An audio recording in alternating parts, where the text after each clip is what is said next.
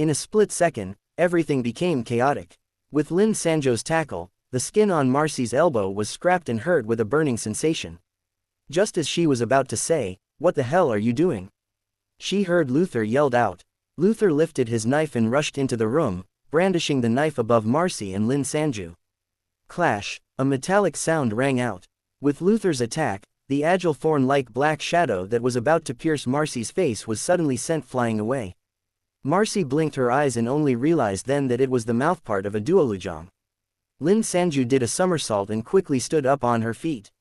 Marcy stood up almost at the same time, feeling a sudden warmth on her face. She touched her face and found that her skin was still cut by the mouthpart and was bleeding. A few drops of blood fell to the ground, leaving a few red splashes. "Agoo, Auntie, can Cece drink this?" A timid-sounding, soft childlike voice rang out. The three of them did not move, their faces darkened. The staff room door was wide open, and a vomit-inducing rotten stench rushed out. A duolujang wearing a light pink flowery dress, no one could possibly call that thing a little girl, was standing at the door. She looked different from the security guard they had seen. Wang Cece was much smaller than him and was a little plumper. She also had that wrinkly, layered brown skin, but her flowery dress still fitted her well. Unfortunately, there was a large black patch on the chest area of her dress which either came from the mucus that Wang Cece's body secreted or some person's blood. There were a few sparse strands of thick hair that bore through that sticky layered skin on her head. They were tied together with an originally pink butterfly bow. That was probably once her ponytail. She seemed really happy as she held her dress and swayed twice. Her mouthpart produced a gurgur sounding laughter. "Thank you, older brother, older sister, and auntie. Cece can eat again." Just when Lin Sanju was about to say something, the girl thrust her nimble, thorn-like mouthpart forward. The three of them jumped backward at the same time, dodging her attack. The mouthpart swept across the floor, and the blood on the ground disappeared. Ads by PubFuture. As the blood entered her mouth, Wang Cece suddenly made an sound.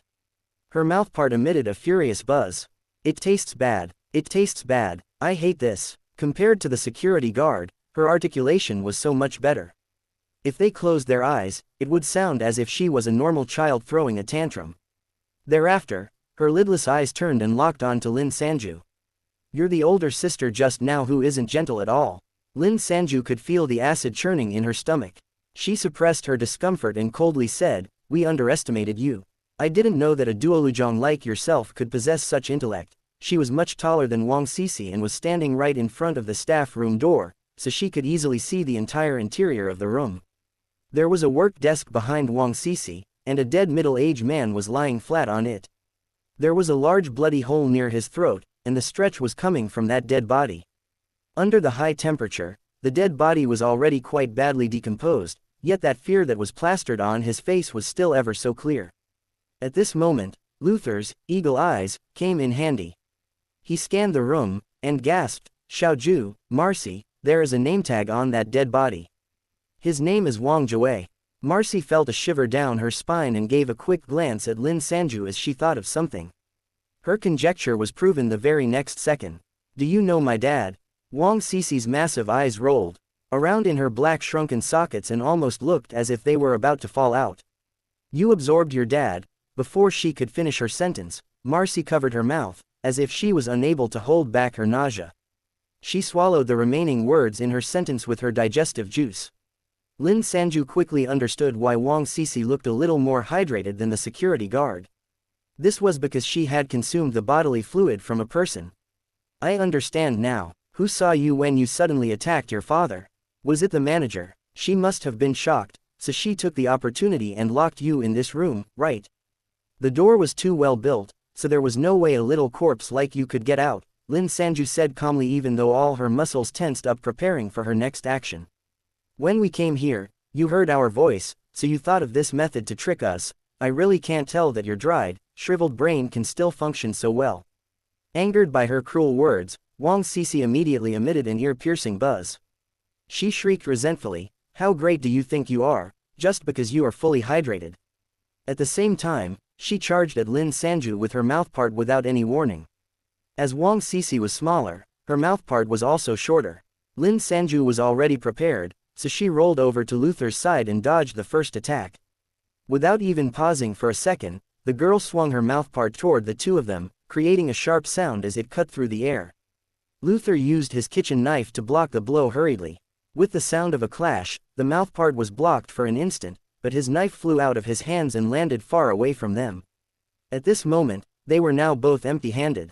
Noting that the situation was bad, Marcy rushed forward with her extended half-meter-long nails. She aimed directly for Wang Cece's eyeballs. However, that mouthpart was really too agile.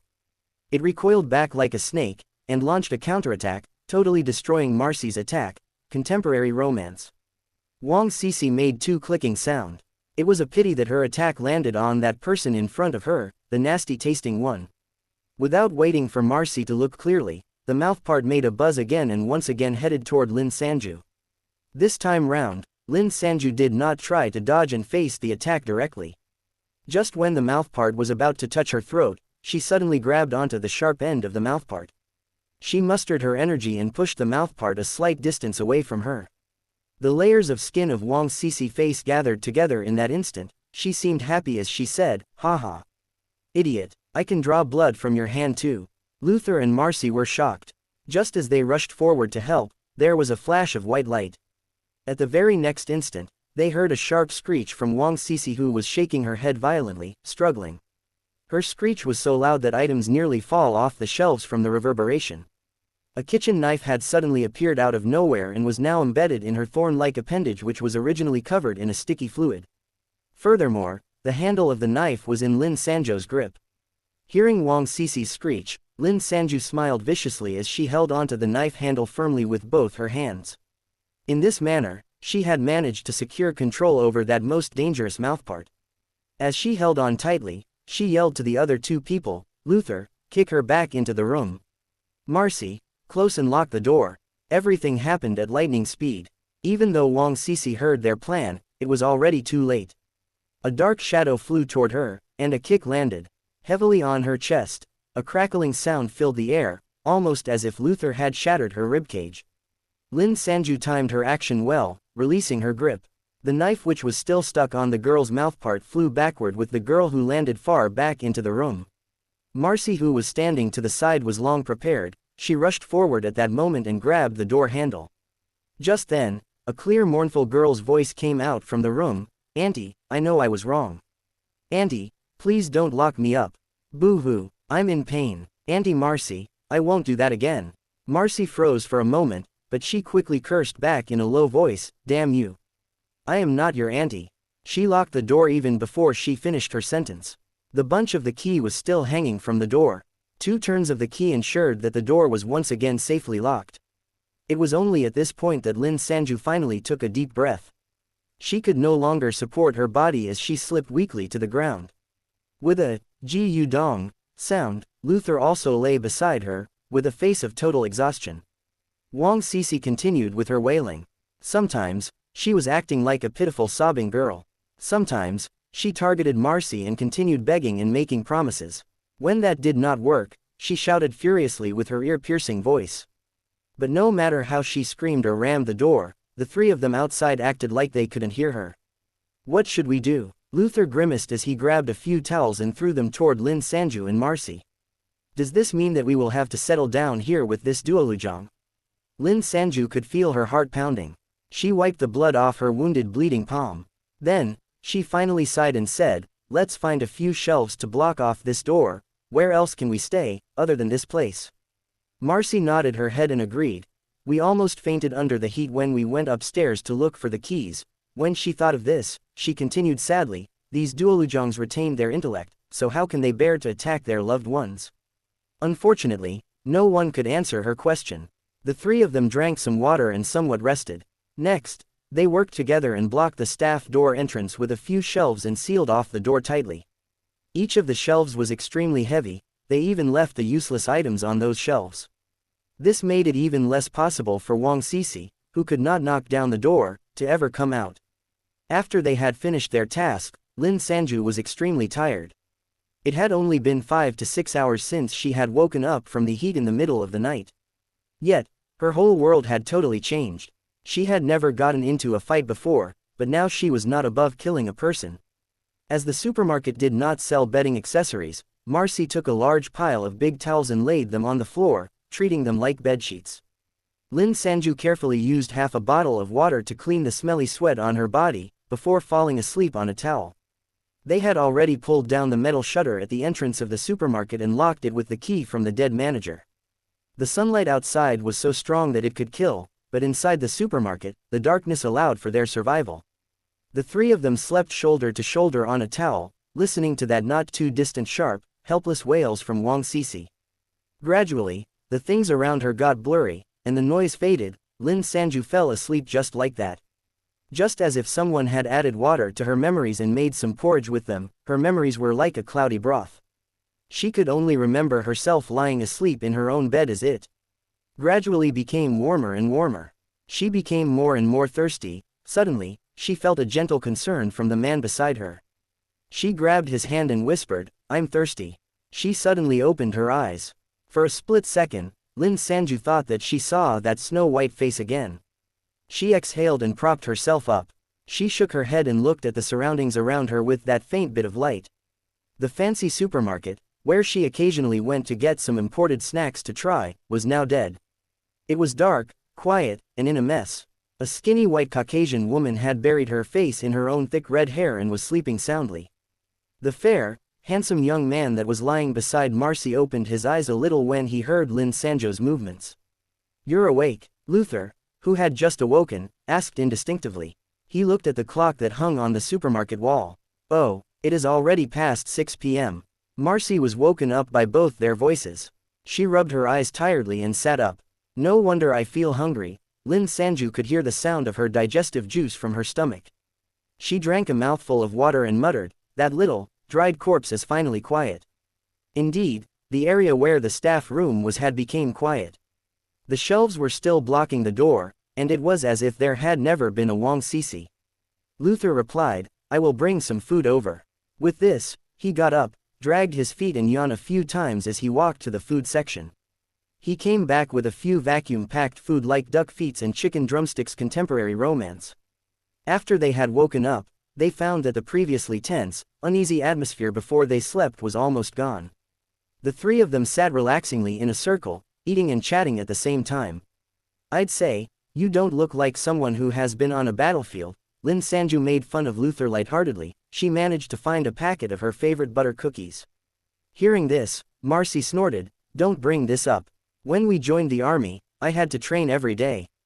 He had it good. Using his ability to transform, he lived quite comfortably. "Really? Tell me about it." Lin Sanju laughed and continued asking. He heard the two of them gossiping, but Luther's mouth was stuffed with food so he simply could not explain himself. He anxiously gulped down a few mouthfuls of water hoping to swallow the food down and nearly choked himself. Suddenly, the rare sounds of laughter rang out in the supermarket. The few of them laughed and joked, and for a moment it seemed like the new world was not that scary after all. Ads by PubFuture. When she heard the laughter, Wang Sisi was pissed. She rammed the door and let out a sharp shriek. The three of them slept in the morning with that screaming in the background, so they were already accustomed to her existence. They did not even stop to blink but continued eating calmly. Surrounding by the ear-piercing background noise made by Wang Sisi, Luther tutted, "It would be great if we could have some fried vegetables and rice."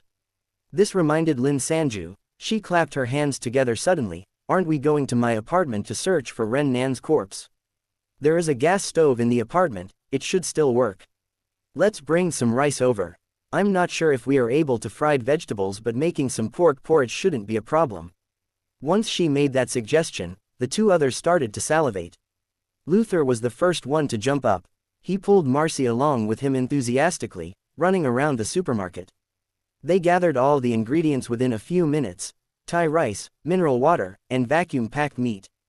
Disappointingly, they were unable to find a single torchlight in the entire supermarket. The three of them had to compromise by each carrying a lighter for illumination.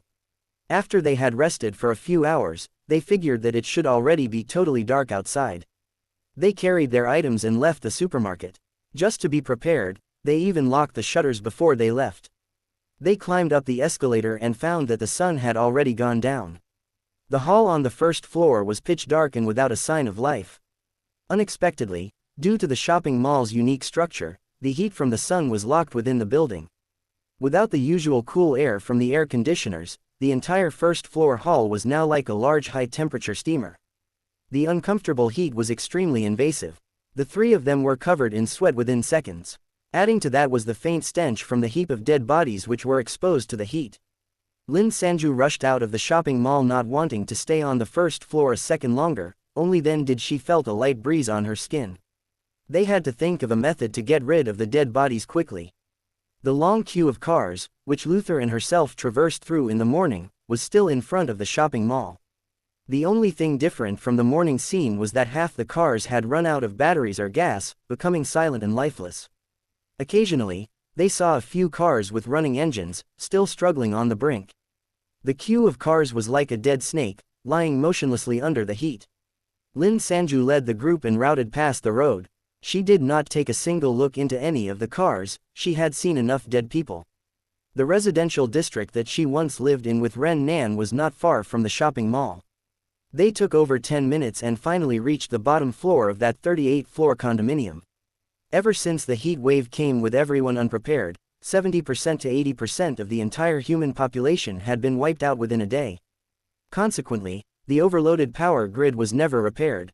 Right now, the three of them had to depend on their legs to climb up the flight of stairs up to the 38th floor. Being the only male, Luther had no choice but to step up and carry the heavier items like the rice and the bottles of water. He followed behind the two ladies, panting as he climbed up the stairs. Even though they were so-called post-humans, climbing up 25 floors of stairs was still a little unbearable for them. With her normal, unenhanced physique, Sanju was the first one to sit down on the steps. She kept waving her hands saying, "I can't go on, I can't go on. Let's take a rest, let me catch my breath and drink some water." Marcy scanned the surrounding cautiously with the lighter in her hand. Seeing that there was nothing unusual, she passed a bottle of juice to the two exhausted people who were sitting on the steps. As the refreshingly sweet taste of blueberry juice flowed through his throat, Luther was about to praise the taste of the drink. Suddenly, they heard a click from the door on the 26th floor. It opened. "Is there anyone around? Hubby, is that you?" A trembling woman's voice, filled with fear, called out. It did not even take them 1 second before the three of them already jumped up together, fully alert. The lesson they had learned from Wang Sisi was still vivid in their minds. At that instant, without saying anything else, Marcy demanded directly, "Stop where you are. Who are you?" The 26th floor woman apparently didn't expect that there were really people in the stairways and uttered a yelp. After that, still sounding nervous, she said, I live here, I came out to look for my husband." "Who are you?" The three of them looked at each other. Lin Sanju gave it some thought and raised her voice, "I am also a resident here. Can you walk slowly to the stairs and show us your face?" "Ah, what's that for?" The woman asked but followed her directions and walked out to the stairs. The three of them lifted their heads and looked upward following the light coming from Marcy's lighter. Under that orange glow, they saw a normal, clean woman's face near the handrails of the stairs. She was about over 30+ years old and was wearing scarlet red pajamas. Her facial features were quite elegant, but her eyes were puffy. She was also visibly terrified. When she saw Lin Sanju, the woman finally gave a sigh of relief. "Ah, it's you. I've seen you downstairs before." Lin Sanju did not have any impression of the lady. Since she was not a duolujang, the three of them lowered their guard and headed upstairs. Seeing Lin Sanju's familiar face, the woman became friendly and hurriedly said, "You might not have noticed me before, but I have met you a couple of times. You go for strolls with your boyfriend frequently. He is tall and very handsome, right?" After she had said this, she looked at the only male, Luther, and then at Marcy.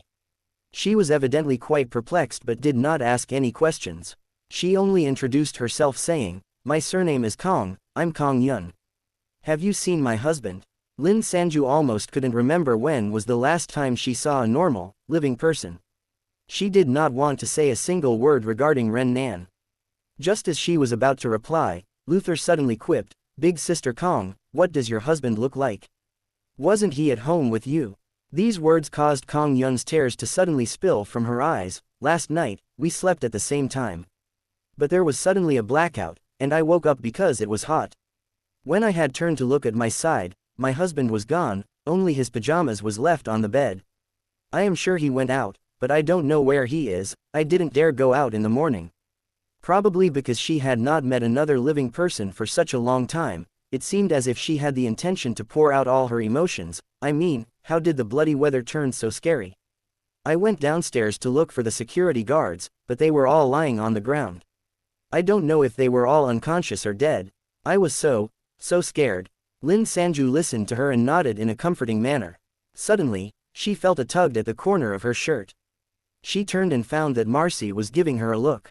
Just as Marcy whispered in Lin Sanju's ears, Luther stepped forward at the same time, as if he had eyes in the back of his head. He blocked the view of Marcy whispering and prevented Kong Yun from realizing that there was something weird going on. Our purpose here is to get to Ren Nan's body. Don't let her follow us. We don't need any more trouble, Marcy whispered. That was true. Observing Kong Yun, it would cause a lot of unnecessary trouble if she spotted the corpse.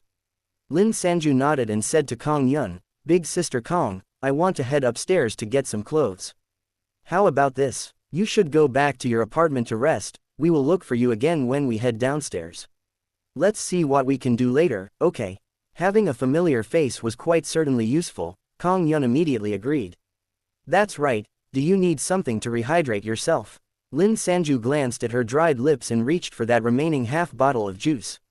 I don't. Kong Yun suddenly stopped mid-sentence. She fumbled with her words for a while, glancing around furtively. I meant, thanks, I will drink a little. Thank you. Not only two of her companions who have been in battlefields, but even if Lin Sanju, who had experienced two brushes with death, were extremely sensitive. Seeing that weird reaction from Kong Yun, the three of them could not help staring hard at her. Say, what was that with Kong Yun just now? Lin Sanju asked, full of suspicion. Her light footsteps followed her voice as she climbed up the stairs. When I offered her something to drink, what did her expression change? Who knows? Luther looked at the items that he was carrying. Maybe she kept cartons of water in her apartment and was afraid that we would snatch them from her if we found out. This was not implausible. Lin Sanju tried to recall if she had seen Kong Yun before, but she really had no impression of her. She fell silent for a few seconds, listening to their soft footsteps which filled the stairway. Contemporary romance. Anyway, we have to be careful when we visit her later, Marcy concluded. They continued their conversation and made a turn. Finally, they saw the large number, 38. We're here. Lin Sanju stood at the stairway exit. She inhaled lightly and pulled open the unlocked door. She took a step into the apartment. The door to the emergency stairway was beside the nanny's room, which opened to a corridor leading to the living room. As they walked into the living room, Luther scanned the room and was the first one to exclaim, "Xiaoju, what were you working as in the past? This apartment is huge. Oh, you even have a personal lift in your living room." Lin Sanju looked around the living room. It was still the same. The exquisite, refined parquet flooring was covered with shattered glass, the sofa was askew, and the floor was a mess. Even that boning knife which she had used to kill Ren Nan was still lying at the same spot. Apparently, no one came here after she left. "This is not my house," she replied blandly and kicked the shattered glass to a side. "Ren Nan tricked me here. This is not his either. He ate the original owner, settled here and took over the place." When she mentioned this, she was surprised to find herself rather calm. Watching Lin Sanju explaining and entering the bedroom, Luther threw himself into the sofa. He immediately sank into that spacious, soft sofa. He gave a sigh of satisfaction. "Whoa, this is really comfortable. This is much better than those towels at the supermarket. Why don't we sleep here for a night?" Marcy jeered. Lin Sanju smiled slightly when she heard the conversation outside. She grabbed her pajamas pants from the bed and dug into the pocket. As expected, she found the open black lens bracket Ren Nan's corpse close black lens bracket card. Looking at the crayon drawing on the card, and being in the creepily familiar room, she could not help remembering that snow-white face she saw every night. She shivered for a moment and quickly kept the card. Ads by PubFuture. With a little tremble, salt could fall from the clothes that she was wearing now. She should have changed out of it long ago. Lin Sanju was unable to imagine how much she perspired over the day. As she changed into a new set of clothes, she felt speechless. She got out 2 duffel bags and stuffed them with some clothes and shoes suited for exercising. After she had packed her bag, she came out and saw that the 2 people were in the kitchen. The packet of rice was opened, yet Luther was trying hard to stop Marcy from cooking. "Marcy, It was difficult for us to bring that water and rice up here. No, I'm not implying that your cooking tastes bad. Mainly, porridge is too simple a dish for you. It is not worth your vast expertise in cooking. Lin Sanju laughed softly. The faint feeling of coldness in her heart faded. Hearing her voice, Luther quickly said, "Oh, Xiaoju is here. Let's look at the dead body before we discuss food." "Okay." Marcy's face darkened. Cling. She left the pot behind as she walked into the living. "Her cooking sucks." Luther took the opportunity and gestured behind her back. He mouthed the words to Lin Sanju, "Don't let her cook. Please." Lin Sanju turned to one side, unable to hold back her laughter. She cleared her throat and asked, "Should I place him here?" The two others nodded. After a flash of white light, a black figure fell from Lin Sanju's palm. With a pong sound, it fell heavily onto the ground. The eyes filled with ecstasy, that large mouth which split both cheeks, and that red knife tip that stuck out from that mouth. When she saw that corpse once again after a day had passed, Lin Sanju could not help feeling a tremor in her heart. She looked away. Almost immediately, she forced herself to face the corpse again and tried her best to remain composed. Sheesh. Luther drew a breath. "Hey, how can you call him handsome? The standards in your world are really different." Before he could finish his sentence, Marcy smacked him. The second half of his sentence was thus smacked back inside. Lin Sanju was too lazy to explain. Feeling a little at loss whether to laugh or cry, she placed her hand on the tip of the knife. After that incident with Wang Sisi, she discovered something. Her ability allowed her to transform up to 4 items a day and was not limited by 4 uses a day. It was not yet 12 p.m., and since the chef's knife can be considered a weapon, she stored it away. She held the thought in her mind. A white light briefly flashed past, the knife disappeared into her hands. The corpse looked considerably better without the murder weapon. "I already checked the kitchen. He doesn't have any sort of bag or container. I lived here for a few months, but I have never seen him carrying a bag around him." Lin Sanju put on a brave face and sat down on the floor. At the corner of her eyes, she could still see that large stiff torn open mouth. "This is something you don't know." Luther licked his buckteeth and grinned, "Let me give you a lesson." After saying this, he unexpectedly reached out to undo the collar button of the shirt that the corpse was wearing. In the new worlds, we can sometimes obtain, by chance, some special items which are somewhat more valuable, and, no, don't show me that kitchen knife. It is not something valuable even if you've used it to kill someone.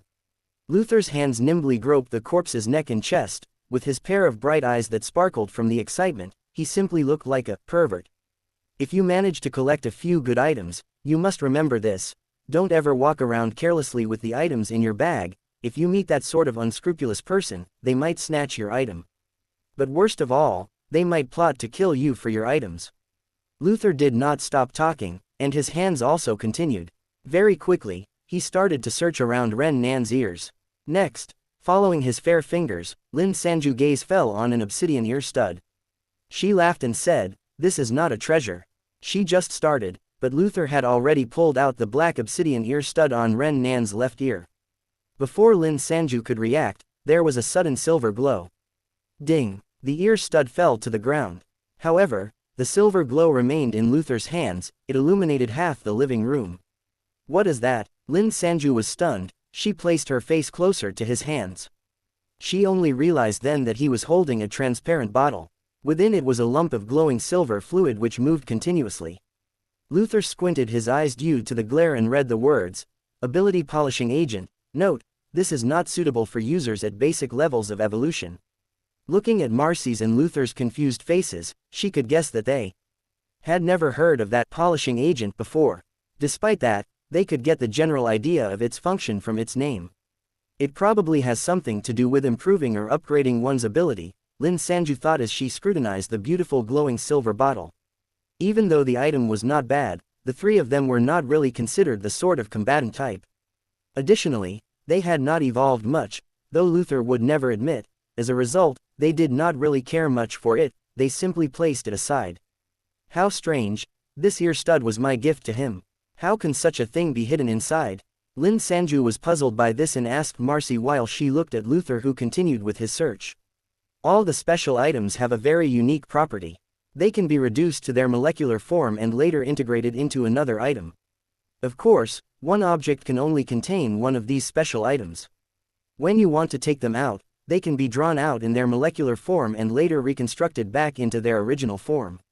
Thus, for safekeeping, everyone usually carries their most valuable items around with them wherever they go. Lin Sanju was flabbergasted when she heard this. She turned her head blankly and looked at Luther. Luther was now holding the Patek Philippe watch which Ren Nan wore around wherever he went. As a posthuman, he found his target quickly after tapping a few times on the face of the watch. Almost instantaneously, a black shadow slid out from the watch. It fell to the ground and rapidly congealed into the shape of a wallet. Lin Sanju opened her mouth in shock as she picked the wallet up. She carefully opened the wallet with an emotion close to reverence. The wallet was not big, it was only the size of a palm. Unlike the normal wallet, there wasn't a compartment for cash. Rather than calling it a wallet, it was more accurate to call it a card case. After she had searched the card case thoroughly, she found only a single piece of paper in it and nothing else. Using the ability polishing agent as a light source, Lin Sanju drew out the paper. Without discussion, the three of them gathered together and looked at it.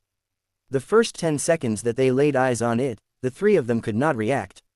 They stared at it for another few seconds before Lin Sanju suddenly gasped. She could not believe it, and she looked at the other two of them blankly. Consequently, she could not help looking down at the words on the paper once more. That's right, there is no mistake. Marcy and Luther also realized what it was. Marcy's voice trembled a little. If I am not wrong, this is, suddenly, a thump from the direction of the emergency door interrupted her.